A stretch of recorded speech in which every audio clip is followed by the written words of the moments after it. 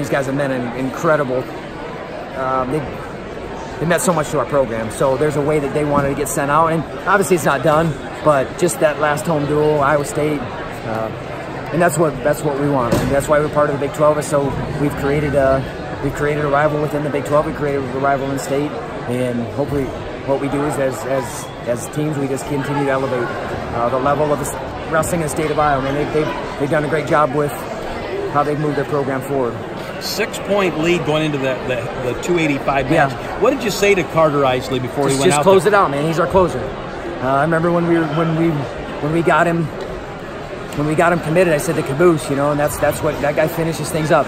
But just I'll tell you how he swung that match, because I can tell you I don't think there's a single person that would have said, hey, this guy's going to ride him out the third period. After you saw the second period, and you kind of saw body language a little bit, but man, he was like, I'm gonna ride him. I'm gonna keep him down, and then hit him. That was a beautiful high crotch.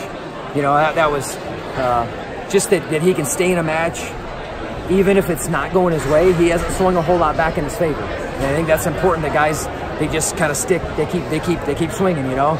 And it does. There's a way to swing it back, and sometimes it's a lot of hard work. Sometimes it's 17 mat returns. Sometimes it's 17 restarts off the bottom to keep him down and ride out that period, and then hit a great attack and finish in overtime. So that was a great way for us to close out the meet, and for him to get that win.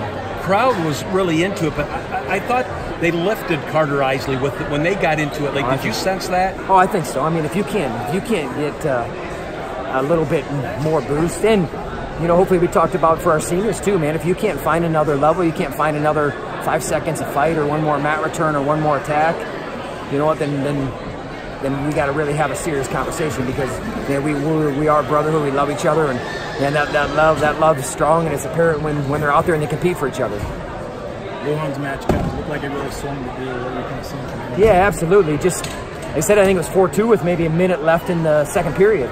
And then he got escape, and he went right back to his offense, and that Turk opened things up. And I think we had 3 Turks tonight to back points. And when guys are starting to try to hold off positions on the feet, then you got to find another way to get in there. But yeah, it certainly did. I mean, that opened things up, because I'm sure on their bench they're like, man, it's 4-2, and man, we're gonna get this guy. And then he closed the door, and he closed it hard. And bonus points are huge in a duel like this. You know, you get a pin, that's huge. You're getting a tech fall at 65, getting in back-to-back bonus points. That's huge for your team, and just the momentum that it creates and the energy that it creates in the building. How big was it, Coach, that Tyrell Gordon at 97 gave you 7 good minutes of wrestling? I'll tell you this, and this is what we'll communicate to him. Go try to win the match.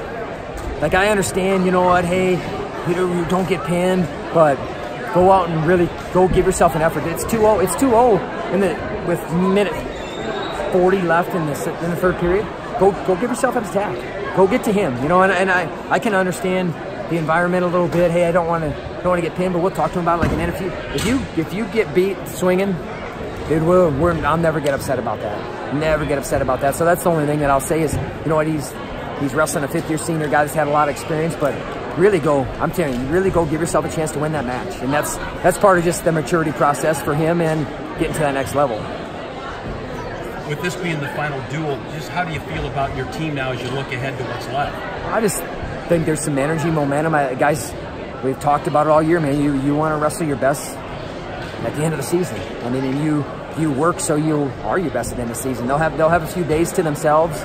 We've really responded well to some time off.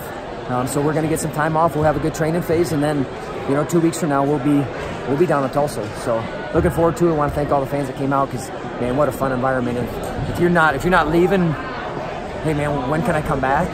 Then something's wrong. With it being sold out, there are some fans that are thinking maybe it should have been held in a bigger venue now that you're rolling. Just your thoughts on that. I'll tell them why don't you come to a meet. You know what, why don't you get your tickets earlier too? You know full and well before. And I get both sides of it. And I was actually talking on air there, like, hey, you know, you could have had more people there, but man, this environment is incredible. And what, you know what, they sell out every other event.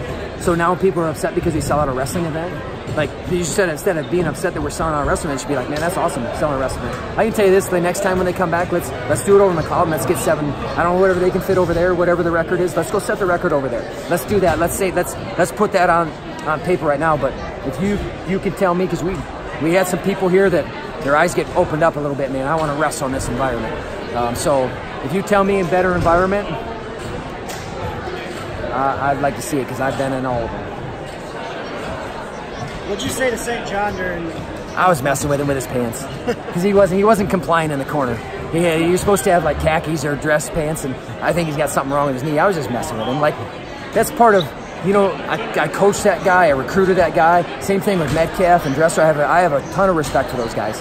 And you know what? When we compete, you know what? It is tooth and nail. It's fight. It's blood, because we're fighting for our guys, because we love our guys. But after that, come on, man. If we can't be bigger men than that, and there's some people that aren't bigger men than that, then they got a problem. They need to look at themselves. But man, you know what? I think it was fun. If you're not fun and excited, and I was messing with him just because I don't think he was complying in the corner. And you know what? I mean, I made sure I told him. But you know what? That's my fault. I should never get a point against our team, though. So I'll put that on me, and I'll apologize to my team, because I have to have better control in that, because I asked them to have better control in that. So I will make sure that next year we'll be at an angle, so I can be on the mat without getting a point taken away. What did you think about the way Schwab came out, kind of set the tone for things? Great to, you know, probably a swing match on paper-wise, but getting a takedown early and then riding them hard. And you know what, you see guys, they're really just trying not to open up. They just don't get turned. And what I like is you start seeing what guys are going to try to do defensively to try to stop some of that, so then he can make adjustments.